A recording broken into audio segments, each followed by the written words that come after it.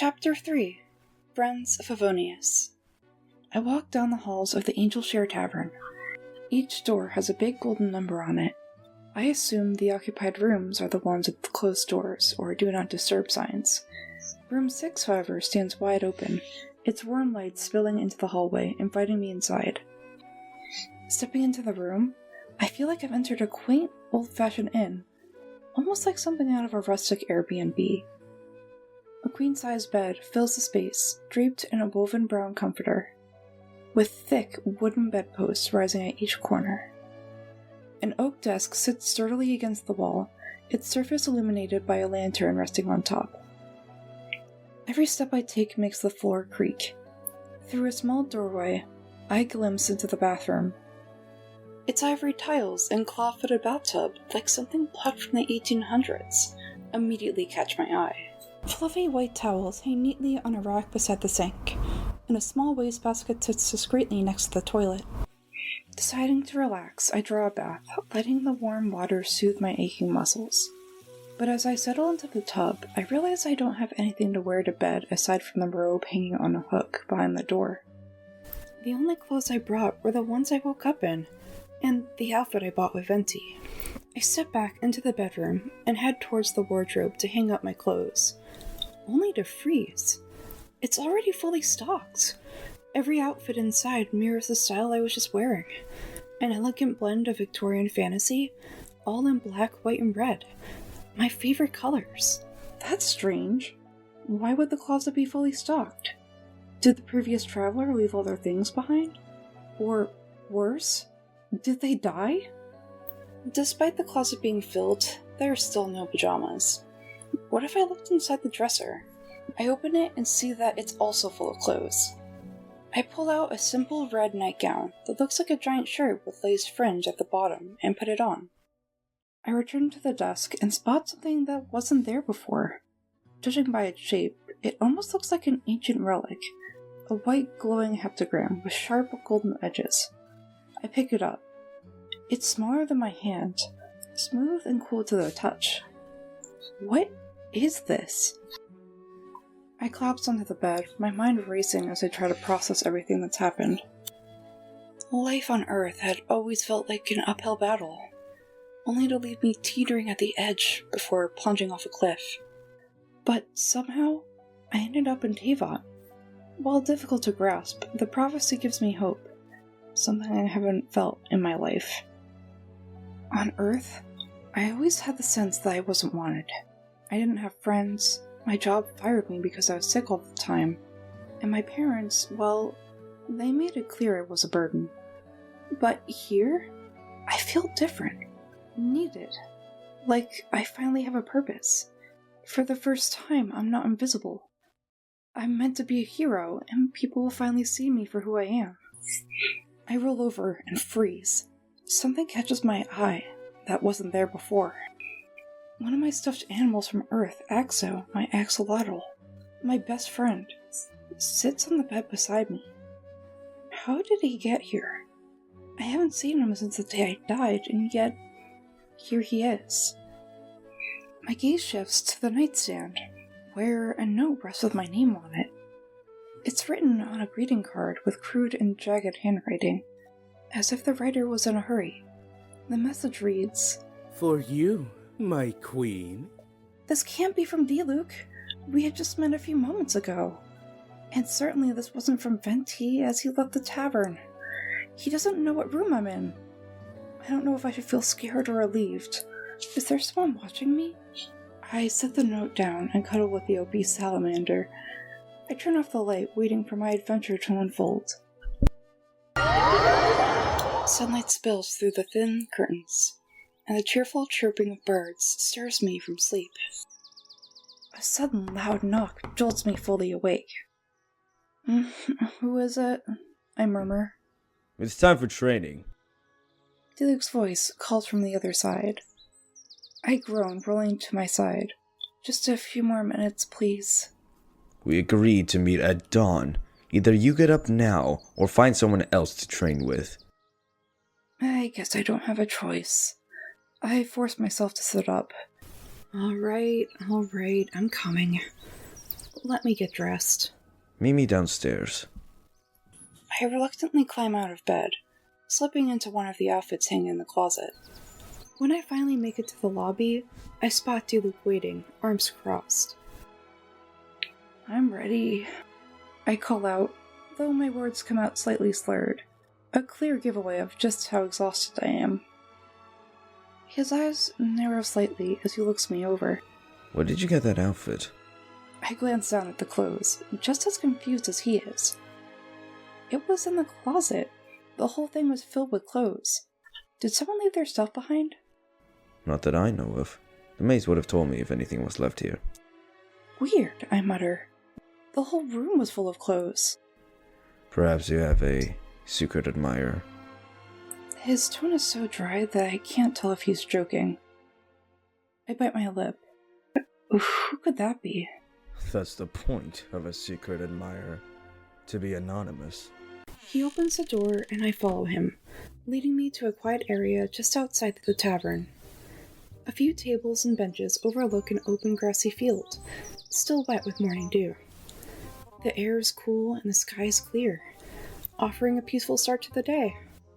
And I was dreading it. Before we even think about weapons, we need to work on the basics.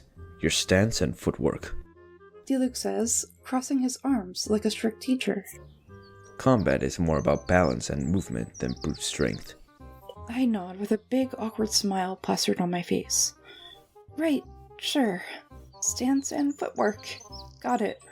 He steps into what looks like a professional fighting stance, his feet perfectly spaced apart, knees bent just right like he was born knowing how to do this. Feet shoulder width apart. Bend your knees. You want to stay grounded. I try to mimic his stance, stepping forward, then to the side, but my movements feel jerky and uncoordinated. I stumble slightly, nearly losing my balance. His touch is steady, but I can't help but feel my mind start to wander, romantic thoughts creeping in as his hands linger on my arms. We're outside at a quiet camping spot, the sky dark except for the twinkling stars. It's just Diluc and me, sitting by the campfire. Something feels different about him. His usual stoic expression is gone. Is he smiling? Not his usual sarcastic smirk. This looks genuine. He leans in closer, his lips just inches from mine, and... Are you even paying attention? I blink, flustered, and let out a nervous laugh as I realized Diluc had been lecturing me this whole time. And I completely zoned out on him. Yeah, just tired. He isn't convinced as he raises an eyebrow. Right. He pauses for a moment as he paces a few feet away from me. Since you're so tired, why don't we do some sort of warm-up? I gulp as I feel I know what he's going to say. When I was growing up, I had terrible narcolepsy. My teachers would punish me for falling asleep in class by making me run around the perimeter of the school. I was later put on medication, thank God, but physical activity was never something I enjoyed. 10 laps around the tavern. 10 laps, huh? What are you, my PE coach? I was hoping that joking with him would reduce the number of laps. No. He replies, deadpan. But I am your combat teacher. There will be times when fighting won't be an option, and the only option is to flee. So, I suggest you start running. I study the tavern.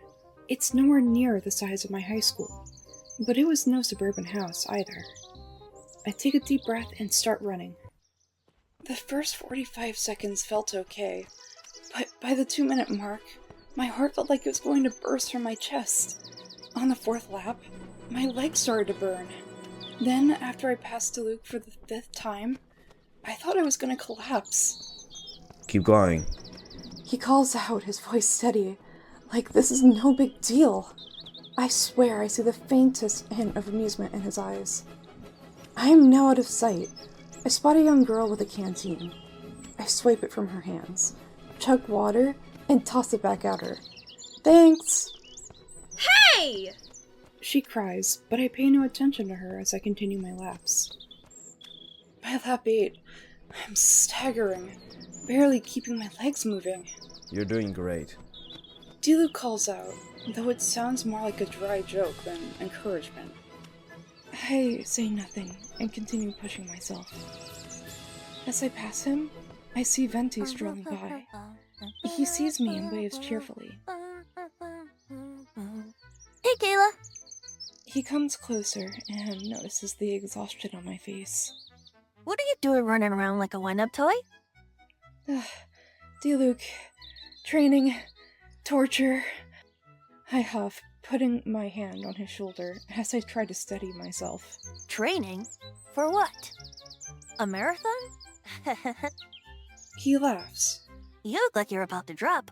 Maybe you should take a break. Have some dandelion wine. You feel better. It's 7 in the morning. Anytime's a good time for some dandelion wine. His voice is sing-song, completely unbothered. This kid has a one-track mind. I shoot him a half-hearted glare, wishing he could share some of that endless energy.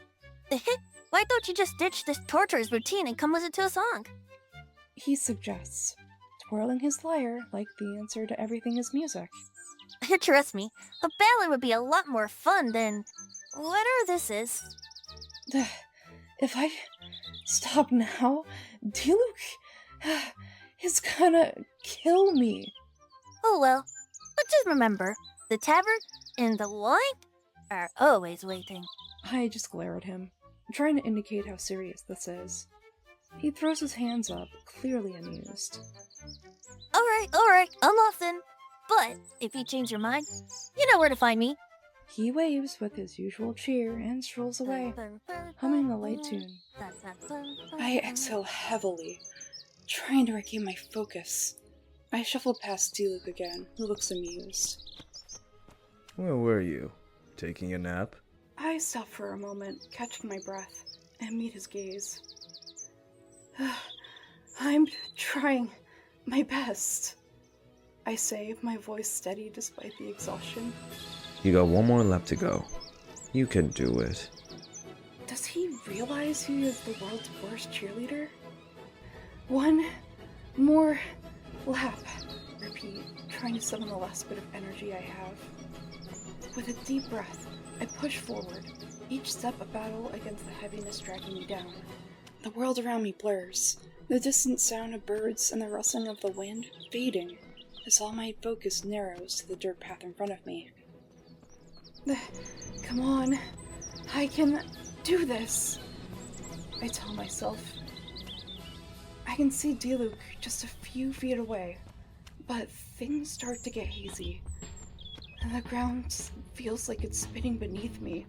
My body tilts, and the world tips sideways before I can stop it. The last thing I hear is the thud of my body hitting the ground before everything goes black. I blink, the cool dew from the grass seeping into my clothes, as a dull ache forms in my head. Diluc stands over me, arms crossed, clearly unimpressed. Well, that was dramatic. Shit. Did I pass out? I murmur. Pretty much. He smirks. I groan and close my eye in exhaustion.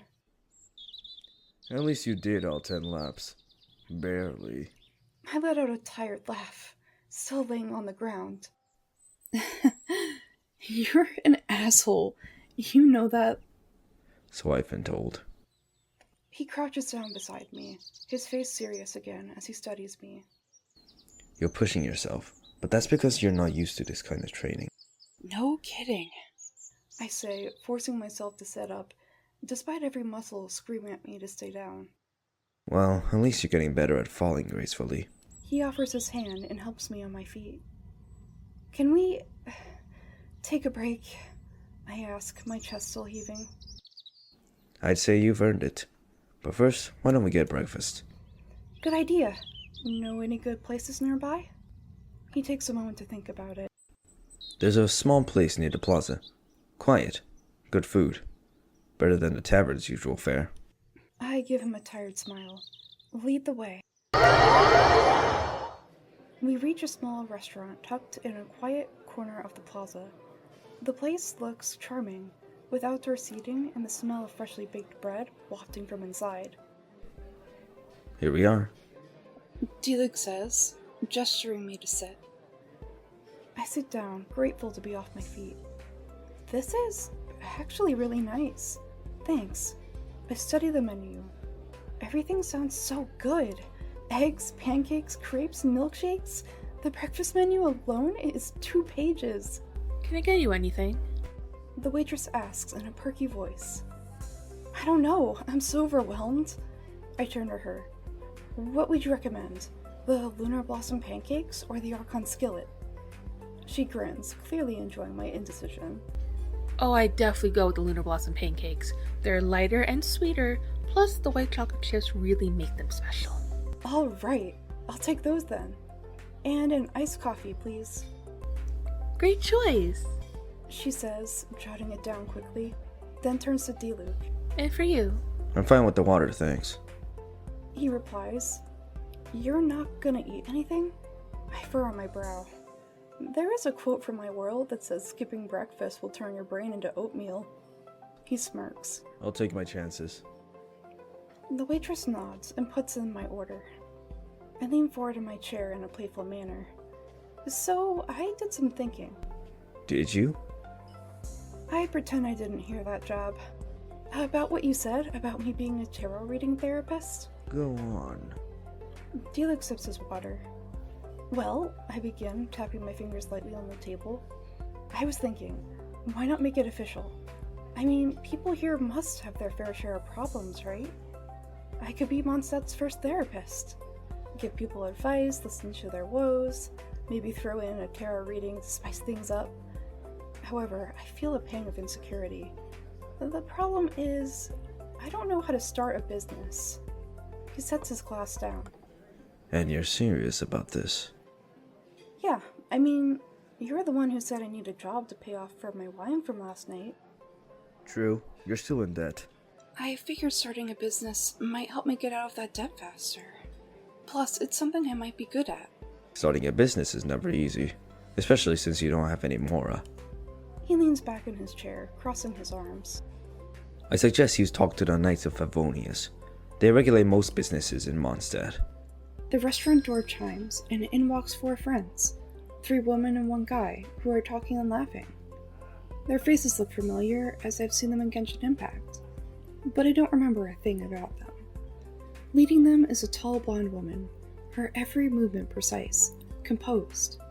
She carries herself with an air of authority, her white, form-fitting uniform pristine, beneath the dark blue cape draped over her shoulders.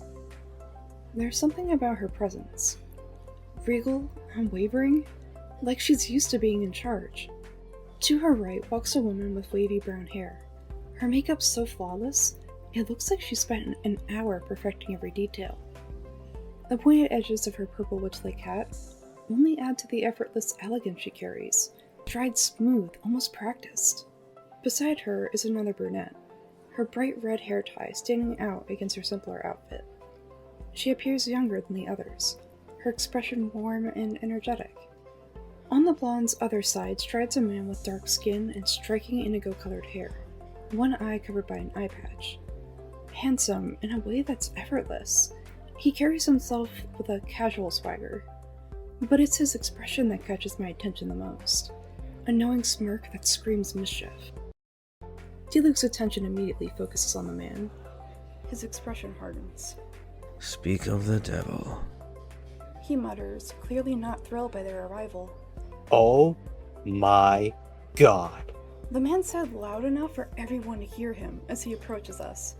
His lady friends go to place their order at the counter. Is Diluc on a date? The redhead rolls his eyes. In your dreams. I stand up quickly, extending my hand with a friendly smile. Hello. I'm Kayla. He's just showing me around. I am not from here. The man's eyes gleam with mischief as he takes my hand. Is that so? He says with a playful grin. Then where are you from, beautiful? I feel my cheeks heat up. Well, you're not gonna believe this. I hesitate for a second as he leans in, clearly intrigued. Earth. His eyes widen, and he releases my hand, staring at me in surprise. The chosen one? That's me. I also go by Edgelordess, Harriet Potter, or Buffy, but everyone calls me Kayla. I don't believe it. He bows theatrically. My name is Kaya. I have been waiting for your arrival, Celestial One. I'm not sure what to make of his gesture. No need for formalities. Trust me, I'm nothing special. He takes a seat next to Diluc. Don't be so modest. I just wasn't expecting to be considered divinity. I just thought I was an ordinary person. Oh, but you are extraordinary! Stories of the Celestial Archon have been whispered for centuries. Your return is nothing short of miraculous. He gives me an admiring smile and leans his head on his hands in a flirtatious manner. Though I must say, for a goddess of all things light, you are dressed quite provocatively. I glance down at what I'm wearing. While I am not dressed for going clubbing, I am not dressed for church either. My dress dips low at the neckline, and though my chest is small, the corset pushes it up enough that I'm nearly spilling out. My face turns red at his remark. Kaya. Diluc mutters in a warning tone, as I can see him clench his fists underneath the table. I let out a nervous chuckle at Kaya's flirtatious remarks, trying to keep the mood light. Though I have to admit, his words are flattering, and there's no denying he's handsome. Honestly? I say with a teasing smirk. Demons are way cooler. They've got way more free will. Diluc doesn't bat an eyelash, while Kaya grins and nudges him with his elbow. I like her already. She's got her priorities straight. I shrug. I like to consider myself a chaotic good character. Being lawful isn't my thing. Kaya nods. Chaos can be fun at times. Of course you would say that, Kaya. I look up to see the blonde woman with her two friends behind her. She offers a polite smile. I'm Jean, acting Grandmaster of the Knights of Favonious. We've been waiting for your return, Celestial One. Oh, nice to meet you. I stammer, caught a bit off guard. Though, you can just call me Kayla. Understood. Her expression changes to something more playful, as she glances at Diluc with a teasing smile. It's not every day we see you out and about, let alone with company. Especially a woman. The witch adds with a hearty laugh. Diluc sighs, looking slightly irritated. It's not what you think. Kaya grins, clearly enjoying the exchange. Oh, but it's exactly what we think. She is here to save the world, not to collect a harem. The red-headed grunt mutters. Well, if she were collecting a harem, Kaya says with a teasing smirk, his eyes briefly flicking to mine. she wouldn't need to look far. I can't help but blush harder. Diluc grits his teeth. Don't you start. The purple witch chuckles, fanning herself in a flirtatious manner. A reverse harem in Mondstadt. How scandalous. Her eyes twinkle with mischief. I suppose you're already attracting quite a few admirers. Well, apparently, I have one back at the tavern. I reply with a nervous smile. She raises an eyebrow. Oh? I nod and avert my gaze from the group. Yeah, I just got here yesterday, and the room Diluc set me up in was completely stocked with clothes and toiletries. Everyone turns their attention to Diluc, who remains composed despite the teasing. He crosses his arms. It wasn't me. Kaya's smirk widens as he leans back, clearly enjoying himself. Sure, Diluc. Just admit it. You've been planning for this day for ages. Diluc doesn't rise to the bait. Instead, he gives the man in blue a flat look. Don't be ridiculous. Jean tilts her head, her tone light. Still, you always did have an admiration for the Celestial Archon. Diluc says nothing and ignores their teasing. Turning my attention away from him, I focus on the rest of the group. I point towards the blonde woman. So, you're Jean. My finger moves to the man in blue. And you're Kaya? I turn to the two remaining women. What about you two? What are your names? The younger woman steps forward energetically, her eyes bright with excitement. I'm Amber, outrider of the Knights of Favionous. It's so cool to finally meet you, She says with an enthusiastic grin. The witch straightens up, her sly smile never leaving her face. And I'm Lisa, Mondstadt's librarian. And judging by what I know, you'll make things very interesting around here. She gives me a wink. Don't hesitate to stop by the library if you ever need a bit of guidance or company. Jean notices the lack of space and suggests. Shall we get a bigger table? Sure, why not? I say as I follow her further down the restaurant. Amber skips behind us, while Kaya and Lisa trade flirty remarks. Dilip follows, but keeps his distance, clearly regretting every life choice that led him to this moment. We find a table that can seat all 6 of us. Amber sits down next to me, her eyes bright with curiosity. So Kayla, what do you think of Mondstadt? I glance around the cafe, taking in the warm atmosphere and the chatter of other patrons. It's different from what I'm used to, I say with a small smile, but it's nice. I know Earth is very advanced in its technology, but rest assured, Mondstadt has its own charms. You'll find your place. Jean says with a reassuring smile. Oh, thanks. I play with my napkin. Diluc and I were just talking about you before you got here. Good things, I hope. Lisa teases, looking at the redhead who is avoiding her gaze. Yeah, actually, I say, chuckling at the awkward tension. He mentioned that I should talk to you guys about starting a business. I pause for a moment before grinning. I'm gonna be the first tarot reading therapist of Mondstadt. Amber's eyes widen with excitement. That's amazing! I don't think we've ever had anything like that before. Jean smiles, intrigued. A unique venture for sure. Mondstadt could use someone who helps people work through their troubles. Kaya leans in, his tone playful. And what would the card say about us? I wonder. I laugh, feeling a little more comfortable. I'll have to do a reading for you all sometime. Diluc, however, narrows his eyes slightly. Just make sure Kaya doesn't use it as an excuse to get too familiar. Kaya grins, completely unfazed. Protective, aren't we?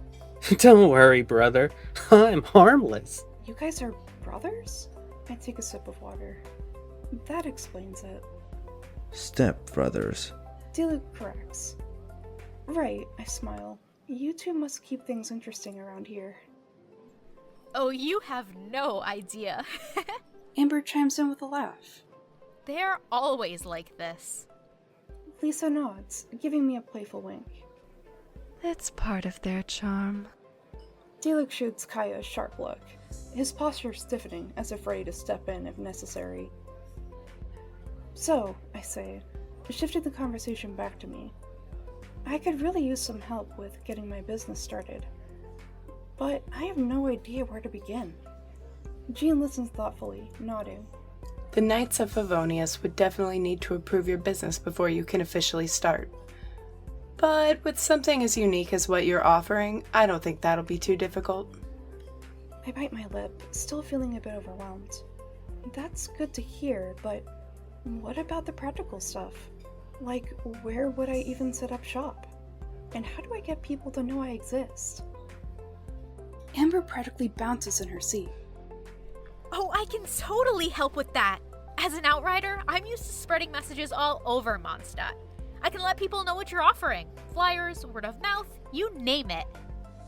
Lisa smiles, her eyes twinkling. And as for a location, Mondstadt has some cozy spaces that could be perfect for a business like yours. You don't need anything too big. Something comfortable, welcoming. Somewhere people would feel at ease. Jean speaks up, her expression thoughtful. Actually, There's an unused space in the church. It's quiet and tucked away.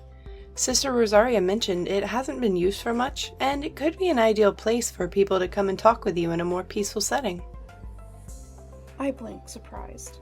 The church? Isn't that too formal? She shakes her head. It's more private than you'd think. Plus, with the right atmosphere, you can make it welcoming. The church isn't just for prayer, it's a place where people come to find peace. Your work could fit in perfectly. I consider it for a moment, then nod slowly. That actually sounds perfect. Kaya smirks. With the church as your base, people will definitely come to you seeking guidance. Diluc, still watching him carefully, adds, It's a good starting point. Focus on getting established first, then the rest will come. Thank you. Our food comes. Lisa stirs her teacup with intrigue. So, what are you guys doing for the rest of the day? I take a sip of my iced coffee. Diluc is teaching me the basics of combat. Exciting! Kaya says as he cuts his pancakes into smaller pieces, glancing over at his brother with a playful smile. So, how's her progress? Is she as strong as the legends say she is? Diluc, ever serious, responds. She can't run 10 laps, that's for sure. The blue-haired man blinks for a moment, and then bursts out laughing. Oh, Diluc. You and your dry sense of humor. I slump in my seat as I remember I still have a long way to go. It's okay, Kayla. Everyone starts somewhere. Jean reassures. She looks at Diluc with admiration. He may not look like it, but I'm sure he's an excellent teacher. Diluc crosses his arms. She didn't really have a choice. It was either me or Venti, and I doubt his training would involve much more than drinking contests.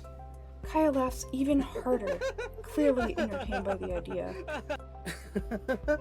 Ah, yes. The Archon's method of training. How to outdrink your opponent. I wouldn't get very far. I'd be passed out after the second drink. He grins, still amused. Well, it's a good thing you got Diluc then. He may not be as fun as Venti, but at least you'll survive the training. Easy for him to say. He didn't see me after I passed out from running.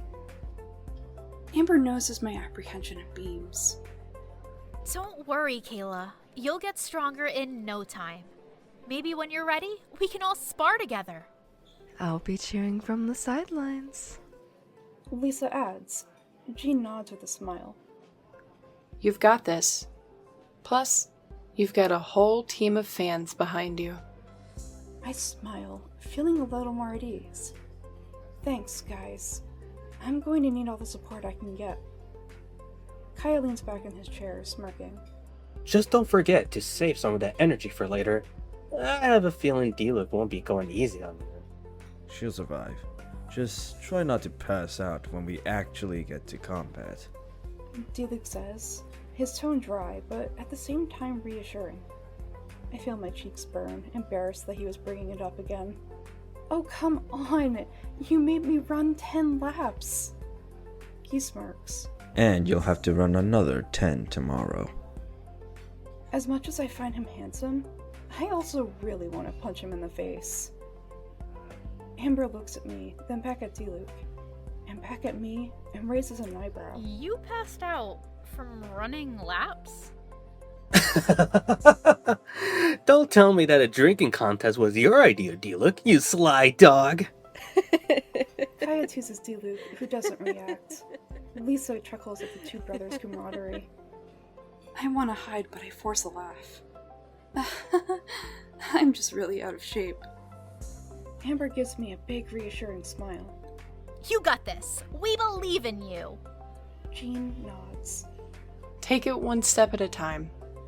After a few weeks, I'm sure you'll outrun all of us. And don't worry about Diluc. He is just tough because he cares. He's all heart underneath that grumpiness. Kaya adds, leaning back in his chair. Lisa smirks. I don't think he'll be winning any Teacher of the Year awards, but hey, at least you'll survive whatever Tibet throws at you. Their words of encouragement make me smile. And for the first time in my life, I feel capable of doing anything. Shine through the sky.